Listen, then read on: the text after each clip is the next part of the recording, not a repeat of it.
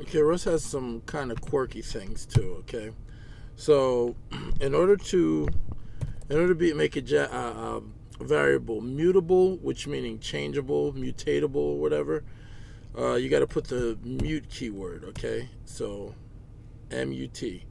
Okay, so we'll call this I, and then we'll declare it I32. Okay, this could be I8. This could be I64. Okay, but we'll for this tutorial, we'll make it I32. So I5. Okay, so this variable is going to equal 5. Okay, so we're going to use the compound operator. Plus equals 5, so that 5 plus 5 is 10. So we'll print line.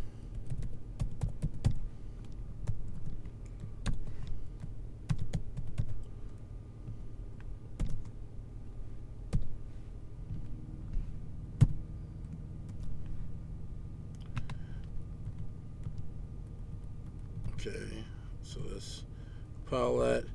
And now we're going to see it's going to print out 10 or whatever, right? But here's an interesting thing right here, right? So let's take this out here, and then we'll put this in here. 5, okay?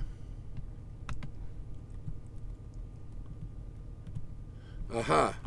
Okay, it's going to yell at you. It's going to say, remove the mutable. Okay, because what's happening here is this is not changing. This statement right here creates a new variable.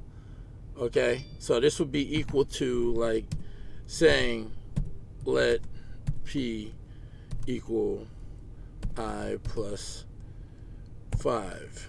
Okay, so we'll put p in there now just to demonstrate p. Okay,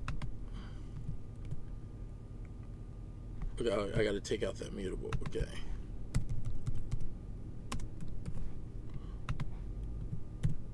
Okay, and it compiles fine. Okay, so it's going to give you 10 there.